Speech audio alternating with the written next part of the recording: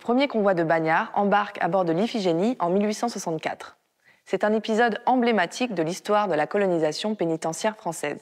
Parti de Toulon vers la Nouvelle-Calédonie, l'idée était d'envoyer les condamnés pour développer la colonie, tout en désengorgeant les prisons françaises.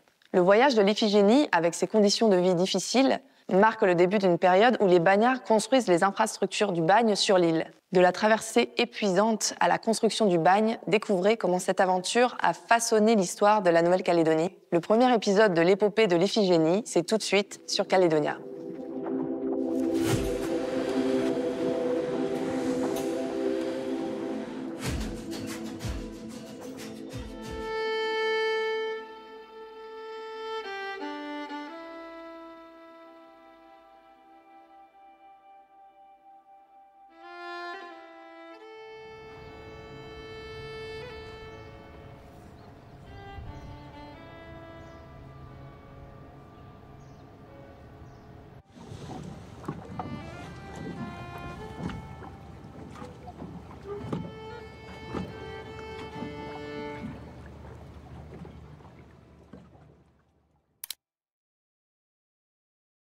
Le bagne de Toulon a été créé en 1748.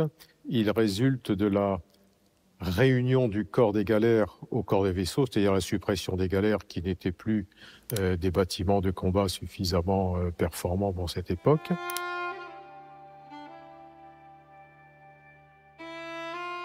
Les condamnés étaient employés dans les galères.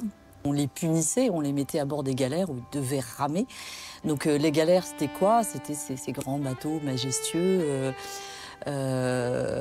qui faisaient le prestige de Louis XIV. Les galères sont des bateaux qui ont longtemps été des bateaux superbes, emblématiques pour le roi Soleil, pour Louis XIV. Les galères devaient être des instruments de sa puissance, de sa gloire, le bâtiment de gloire.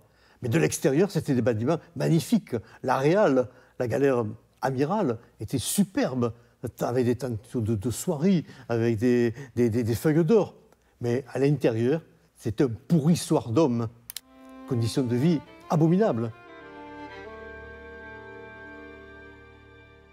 Les galères n'ont plus désormais en mer un usage stratégique important.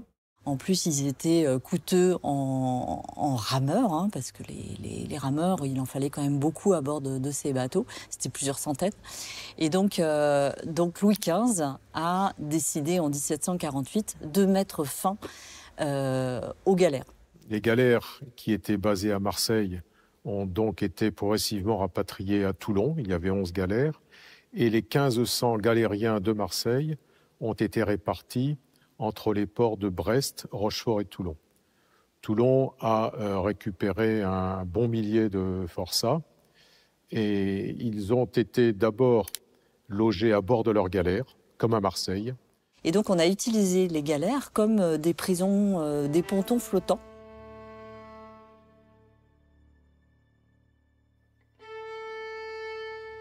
Les galériens vont être logés sur ces galères et vont travailler dans l'arsenal.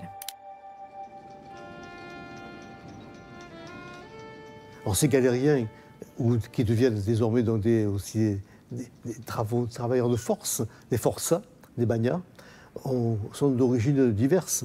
Ce sont essentiellement des prisonniers de droit commun, ce sont des contrebandiers, ce sont aussi d'anciens déserteurs. En réalité, à Toulon, par exemple, le crime qui est le plus représenté parmi les condamnés, c'est le vol. C'est-à-dire qu'à l'époque, la justice est très expéditive, très stricte. C'est-à-dire que parfois, même pour un vol très, on va dire, mineur, on peut être condamné aux travaux forcés. On trouvait à peu près 15-20% de criminels de sang. Des assassins, des parricides, et puis tout l'éventail des délits qui pouvaient se commettre, qui pouvaient exister. On y trouvait des violeurs, on y trouvait des pilleurs de troncs, on y trouvait même des blasphémateurs. Quand on consulte les registres des bagnes, tous les motifs de condamnation sont indiqués. Alors on trouve des descriptions très précises. Quelquefois, c'est introduit dans une maison de nuit, s'être caché sous un lit avec des ciseaux, avoir agressé les habitants. Voilà, on trouvait toutes sortes de peines qui pouvaient mener dans les bagnes. Donc on a employé ces condamnés de façon massive aux travaux qu'on appelait la grosse fatigue. Donc forcément, c'est beaucoup de la construction navale et ils vont donc être, on va dire, assignés aux travaux les plus difficiles, à savoir la construction, les routes, les bâtiments, la construction des navires, etc. On les faisait travailler du lever du jour à la tombée de la nuit. Alors bien évidemment, en été, ils travaillaient bien plus. Ils commençaient à 6 h du matin, voire un petit peu plus tôt, et ils terminaient à 23 h sans s'arrêter.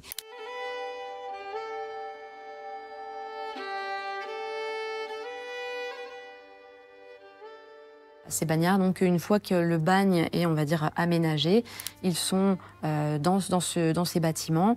Alors ils sont enchaînés 2 par 2, en général. On leur donne des habits. Alors on les tond évidemment. Jusqu'en 1830, on les marque au fer rouge également. Et ils sont avec cette lourde chaîne qu'ils vont garder vraiment durant toute leur peine. Ils sont habillés, alors on leur donne un pantalon de toile jaune, une chemise et une veste et un bonnet. Et ce bonnet, il est assez, on va dire, symbolique du bagnard, puisqu'il y a des bonnets de différentes couleurs. C'est-à-dire que par exemple, un bagnard au bonnet rouge, il est en train de faire une peine à temps, c'est-à-dire qu'il y a une date de fin, alors que le bagnard avec son bonnet vert, on sait que lui, c'est à perpétuité.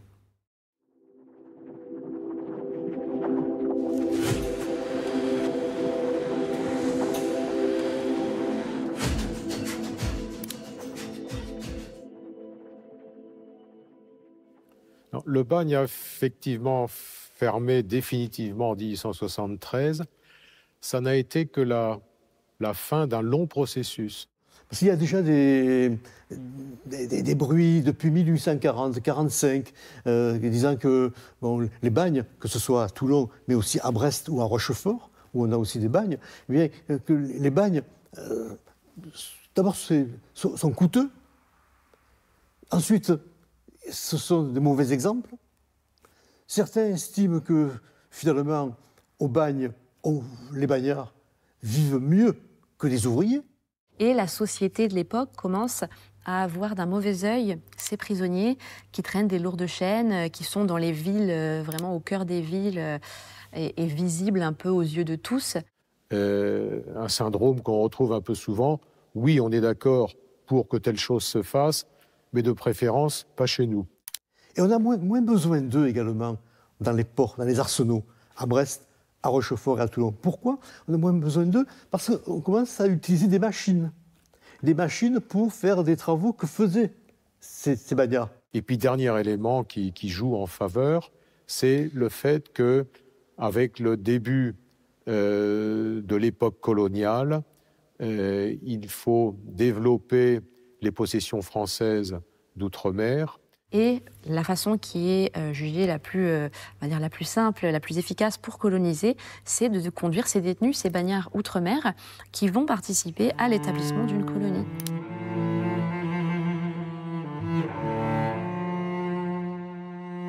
Napoléon Bonaparte s'est dit il faut qu'on trouve une solution pour expédier ces bagnards le plus loin possible.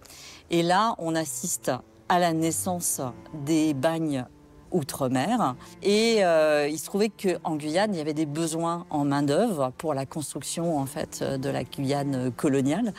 Il fallait construire des bâtiments, il fallait construire tous les aménagements de la nouvelle colonie.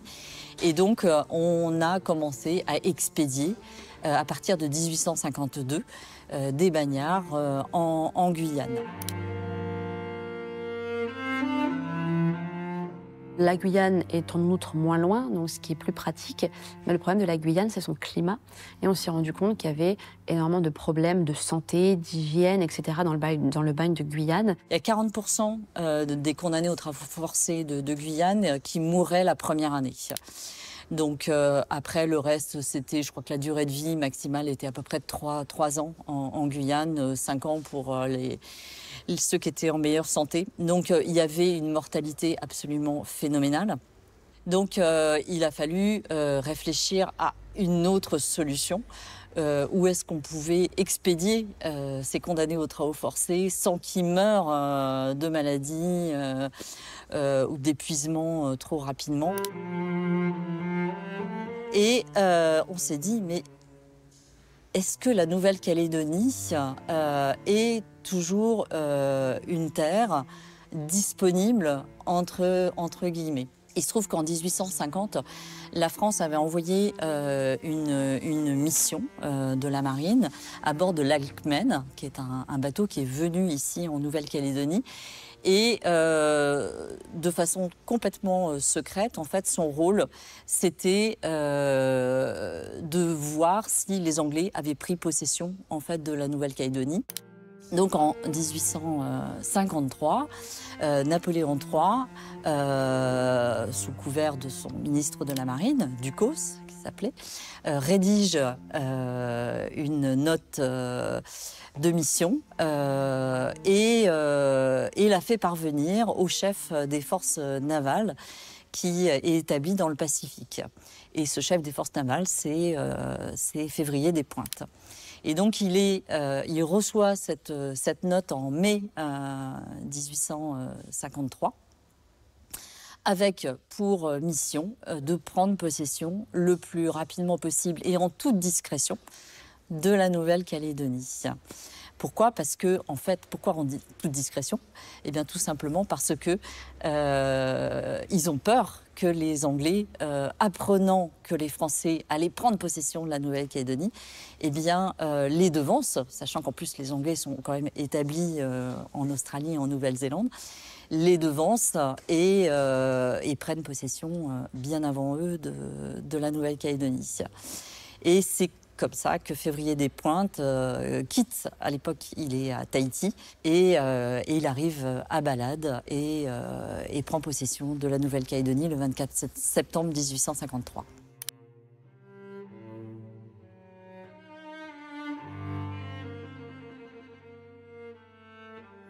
Avec la Nouvelle-Calédonie, nous avons un essai de colonisation pénale. Essai de colonisation pénale, donc d'utiliser cette main-d'œuvre, ces prisonniers, pour la mise en valeur de ce territoire lointain, territoire colonial.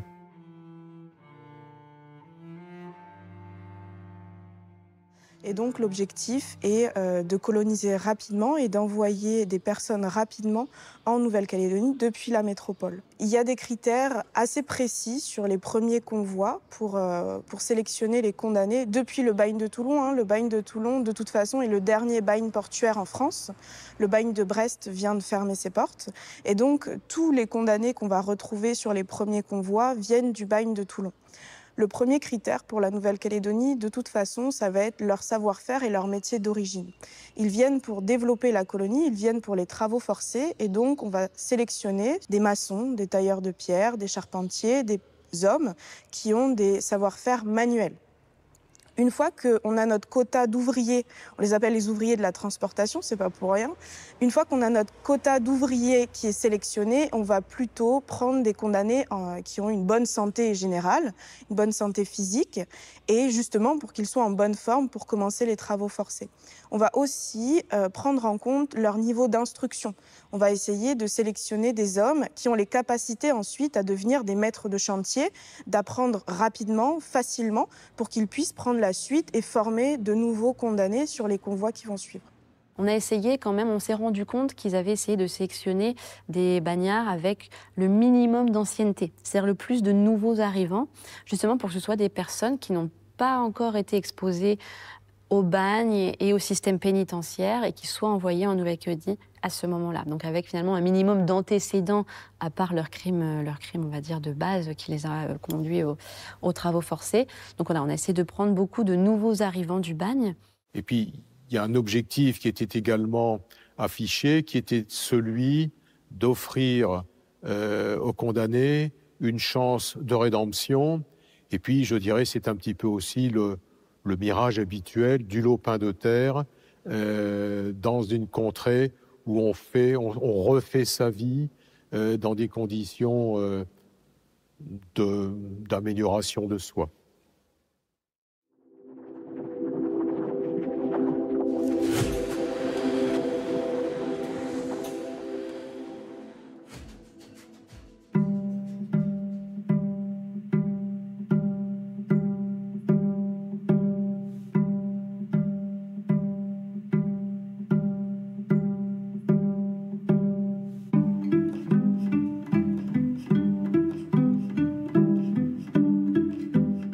Le bateau, c'est une frégate. Une frégate, un voilier, bateau à voile. Un navire qui a été construit à Toulon, qui a été construit en 1827. Autrement dit, lorsque l'Iphigénie part en Nouvelle-Calédonie, c'est un bâtiment qui a presque 40 ans. Ce n'est pas exceptionnel. C'est des bâtiments qui sont robustes et c'est une durée de vie que l'on trouve souvent. C'est un bâtiment qui a une cinquantaine de mètres de long, qui a à peu près une quinzaine de mètres de large.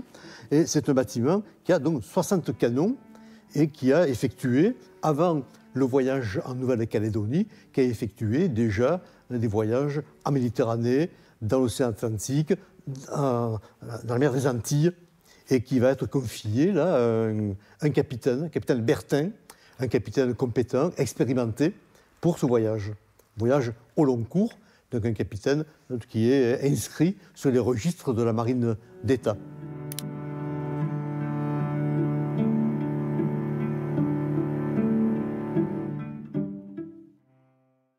Il va être transformé à partir de 1860 et il va faire un premier voyage en 1860 d'ailleurs jusqu'en Nouvelle-Calédonie. Il va transporter de la marchandise et puis la frégate va être affrétée pour le premier convoi de condamnés en Nouvelle-Calédonie et donc là elle va subir des transformations majeures et notamment pour le transport d'êtres humains et de condamnés qui est un transport bien particulier. Il y a donc des cages qui sont installées dans la batterie.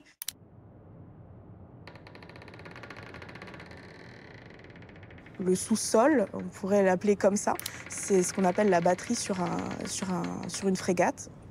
Il y a donc 2 cages à bord de l'Iphigénie, elles font 125 mètres carrés chacune. Et dans ces cages, on mettra 125 condamnés, puisque au total, au départ de Toulon, ils seront 250. Donc les cages, elles sont...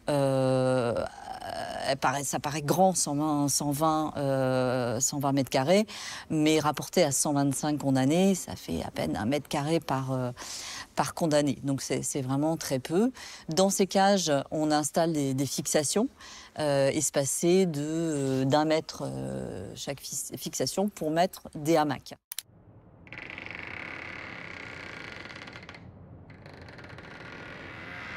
On apprendra en fait qu'il n'y a pas assez de place pour mettre des hamacs. Donc il y a la moitié par cage qui va dormir dans les hamacs et l'autre moitié à même le sol.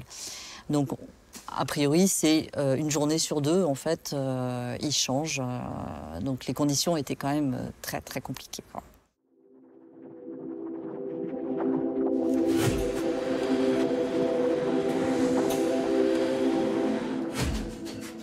Avant le départ de l'Iphigénie, son commandant, le capitaine de frégate Hilarion Bertin, avait reçu des consignes pour assurer avec une bonne fermeté l'encadrement des condamnés, afin qu'il n'y ait pas de troubles, pas de révolte, pas d'incident. Les mesures disciplinaires qui sont mises en place, elles sont strictes. Dès le départ, on prévient les gardes-chiourmes et le personnel encadrant à bord du bateau qu'on part pour 4 mois et que donc la discipline est de rigueur. Ce qui fait qu'à bord de l'Iphigénie, il n'y a pas eu de grandes révoltes, il n'y a pas eu de tentatives d'évasion, il n'y a pas eu vraiment de condamnés qui se sont démarqués. Il y en a un qui a fait preuve d'indiscipline, qui a été puni de 20 jours de retranchement.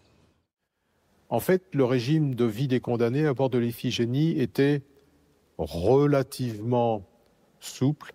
Il était beaucoup plus souple qu'au sein du bagne de Toulon.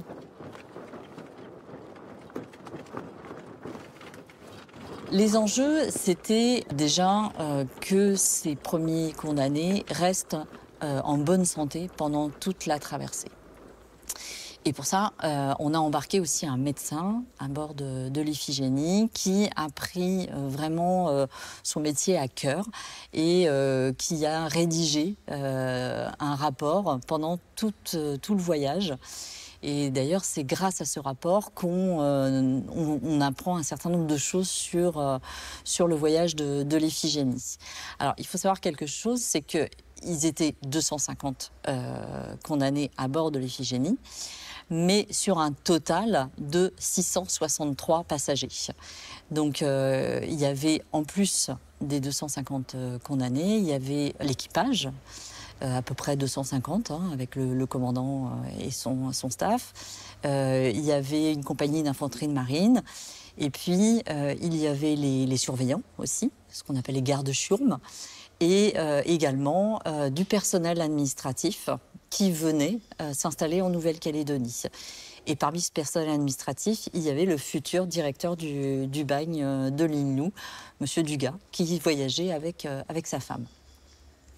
Il y avait du matériel aussi, et puis des vivres, et si possible beaucoup de vivres fraîches, en plus des vivres habituels qu'on pouvait trouver sur les bateaux de la marine à l'époque. Il y avait quand même 37 bœufs vivants, plus quelques volailles dont on s'est réapprovisionné lors des 2 escales aux îles du Cap-Vert, à Saint-Vicente, et une escale à La Réunion, à Saint-Denis.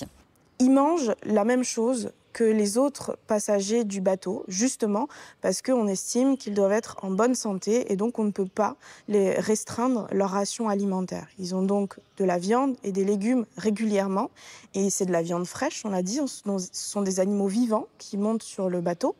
Et puis ils ont de l'eau fraîche aussi qui leur est distribuée et de l'eau chaude sur demande. Donc vous imaginez 37 bœufs vivants, 663 passagers. La promiscuité, ça devait être quand même quelque chose d'assez difficile à vivre. D'ailleurs, le médecin va se plaindre en fait des conditions de promiscuité, mais surtout du manque d'aération. Ils ont quand même le droit à 4 heures de sortie par jour. Ils partent en petits groupes. Ils vont s'aérer sur le pont supérieur. Et même ceux qui sont enfermés dans un cachot, parce qu'il y a eu quand même quelques cas d'indiscipline pendant la traversée, ils auront le droit quand même de sortir 1 heure par jour et quand ils arrivent dans les pays chauds, 2 heures par jour. Ceci étant, il ne va pas avoir tant de malades que ça. Alors il y a des cas de maladies qu'il décrit, mais c'est plutôt des malades qui étaient déjà malades avant de partir. Des problèmes cardiaques, des problèmes. Il y a 2 variolites qui se déclarent, mais apparemment ils avaient déjà des symptômes avant de partir, et surtout du scorbut. Mais on sent que dans son rapport, en fait, il ne fait pas le lien du tout entre le scorbut et la vitamine C, même si ça c'est quelque chose auquel il tient. Il leur distribue du citron en fait tous les matins.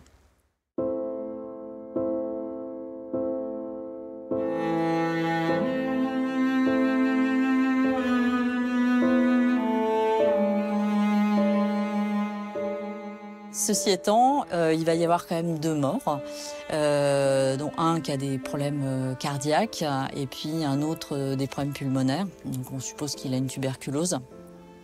Donc il y a un condamné qui va être débarqué à Saint-Denis, à l'hôpital, qui va être traité à Saint-Denis, mais il ne va pas survivre, donc il va mourir quelques jours après que le bateau soit reparti.